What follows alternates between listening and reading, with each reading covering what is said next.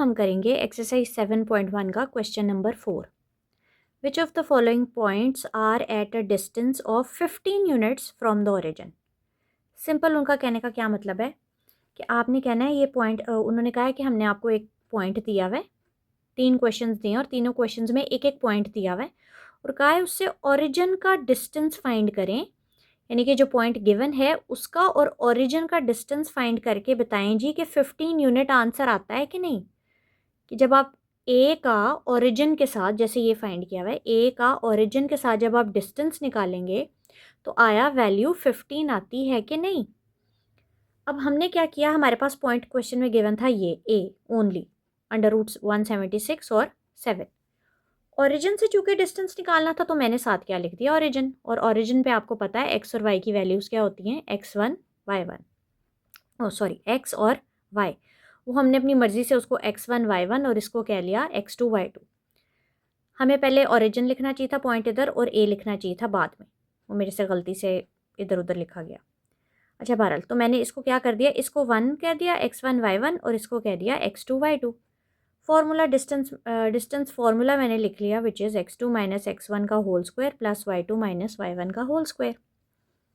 Values put करने की बारी, x2 की जगह क्या मैंने लगाया, अंडर रूट 176 माइनस x1 की जगह मैंने क्या लगाया, 0 और ऊपर लगा दिया होल स्क्वायर प्लस y2 की जगह मैंने लगाया 7 और y1 की जगह मैंने क्या लगाया, 0।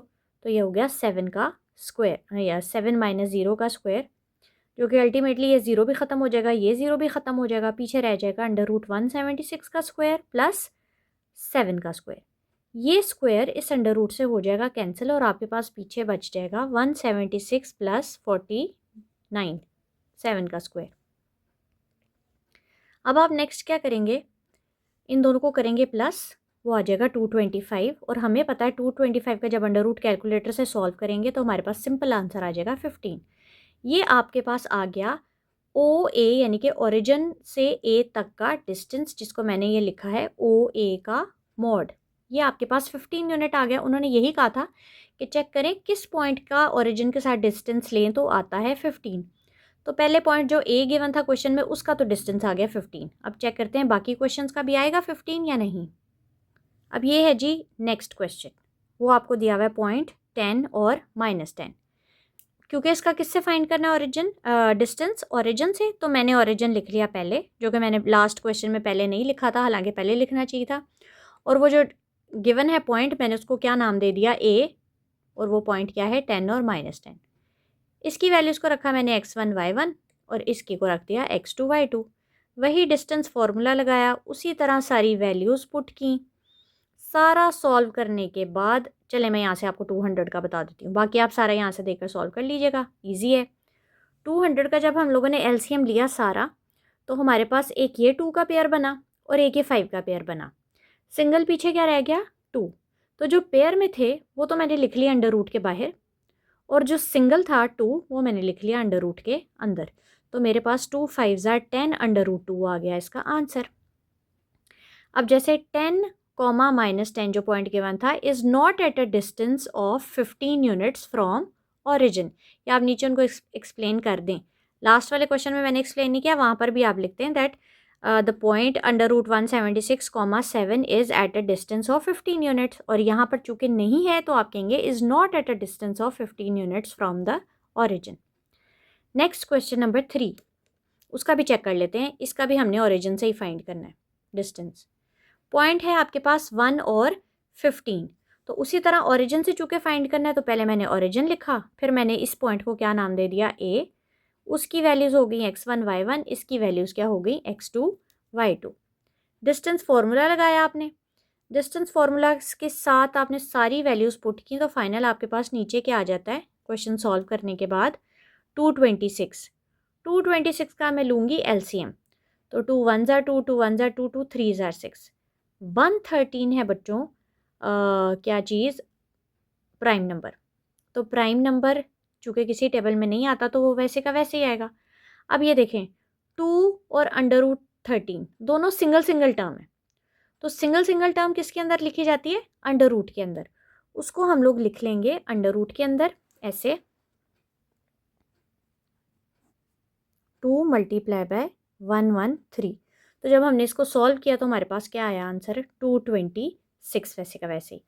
आंसर 15 यूनिट नहीं आया तो आप लिखेंगे 115 is not at a distance of 15 units from the origin. Question number 5, show that the points A, B and C are vertices of a right triangle. सबसे पहले तो हमने इसमें समझनी है बात, उन्होंने क्या कह रहे हैं कि राइट ट्राइंगल की उन्होंने बात की है। जब राइट ट्राइंगल की बात करते हैं तो हमें एक थ्योरम पता है जी, कौन सा लगता है, Pythagoras theorem, which is equal to hypotenuse square is equal to perpendicular square plus base का स्क्वायर। हमने ये फर्जी ड्रॉ कर ली खुद ही से ABC के, भाई ये राइट एंगल ट्राइंगल है। इसके वर्टिसेस आपको क्या गिवन है, A दिया हुआ है कितना 0 2, B कितना गिवन है √3 1 और C कितना गिवन है 0 - 2। अब चूंकि हम लोगों ने इसके क्या फाइंड करना है, ये हमारे पास क्या है AB बेस परपेंडिकुलर और एक आपके पास क्या होगा हाइपोटेन्यूज। ठीक, अब हम क्या करेंगे, ये सारी वैल्यूज निकालेंगे, यानी कि बेस पहले निकालेंगे। बेस क्या है AB, A से B तक का डिस्टेंस। ये आपके पास क्या है BC, B से C तक का डिस्टेंस। ये आपके पास क्या है CA, A से C तक का डिस्टेंस, यहाँ C से A तक का डिस्टेंस। इसका मतलब ये जो पॉइंट्स आपके पास ABC हैं, आपने इस पे डिस्टेंस फॉर्मूला लगाना है। पहले AB पे लगाना है, फिर BC पे लगाना है और फिर CA पे लगाना है, ताकि हमारे पास तीनों साइड्स आ जाएं ट्राइंगल की। ठीक, तो ये मैंने लिख दिया, AB का डिस्टेंस निकालें, BC का निकालें एंड CA का डिस्टेंस निकालें। तो डिस्टेंस फॉर्मूला लगेगा, चूंकि पहले AB का फाइंड करना है तो हम दोनों पॉइंट्स पकड़ेंगे A और B और उसके ऊपर लगा देंगे सिंपल डिस्टेंस फॉर्मूला। इसका जब हमने सारा सॉल्व किया, वेरी सिंपल है, तो आपके पास आ जाएगा लास्ट पे आंसर 2 AB का डिस्टेंस निकालने पे। नेक्स्ट हमने निकालना है डिस्टेंस BC का।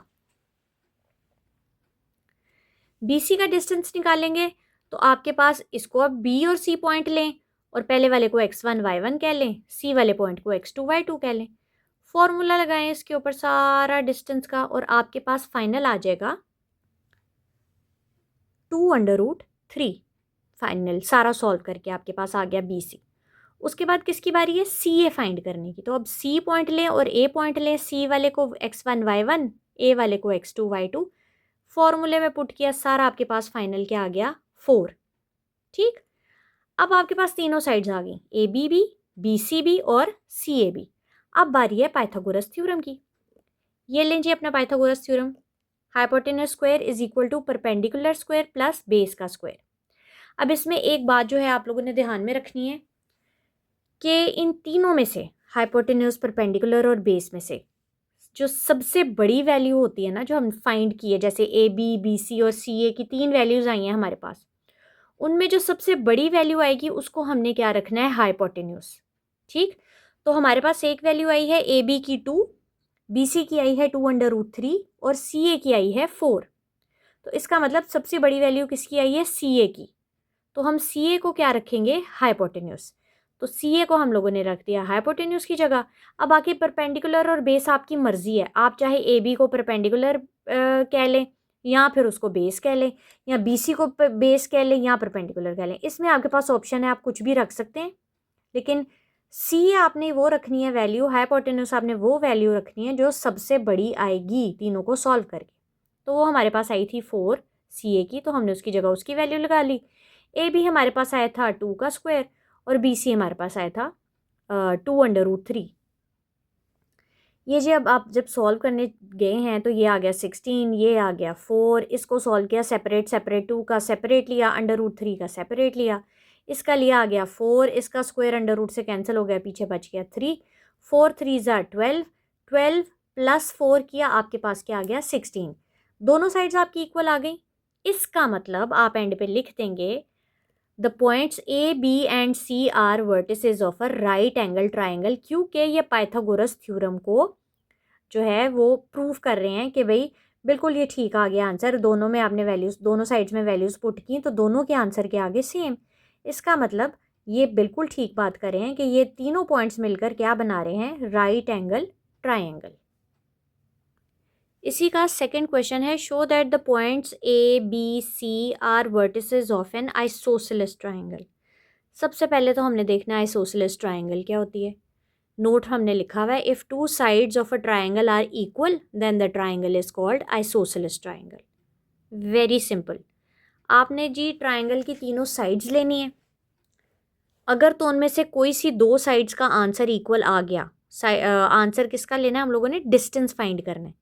अगर तो कोई सी भी दो साइड्स का डिस्टेंस सेम आ गया तो इसका मतलब है कि वो ट्राइंगल आइसोसेलेस ट्राइंगल है। अब ए बी सी चूँकि पॉइंट्स हैं तो इनकी साइड्स क्या बनेंगी, ए बी सी और सी ए। ठीक, तो ये तीनों साइड्स ले ली आप लोगों ने।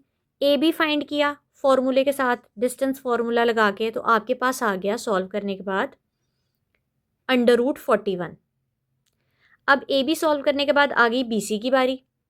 बी सी जब आपने सारा सॉल्व किया तो उसका भी अंडर रूट वगैरह सारा सॉल्व करने के बाद आपके पास फाइनल आंसर क्या आ गया, √41। ठीक, अब यहीं से आपको पता चल गया है कि ऊपर वाली ए बी साइड का भी आंसर आ गया था 41 और इस बी सी बी साइड का आंसर आ गया है 41 का अंडर रूट मतलब। तो अब चूंकि दो साइड्स के आंसर सेम आ गए हैं तो हमें तीसरी साइड फाइंड करने की ज़रूरत ही नहीं है। हम यहीं पे उनको बता सकते हैं कि जी ए बी और बी सी दोनों आ गए हैं इक्वल, इसका मतलब ये पॉइंट्स मिलकर क्या बना रहे हैं, आइसोसेलेस ट्राइंगल। ये आपने आगे लिख दिया that A B distance is equal to B C का डिस्टेंस और दोनों का आंसर क्या आया है, √41। तो as lengths of two sides are equal, so we can say that the points A, B and C are vertices of an isosceles triangle.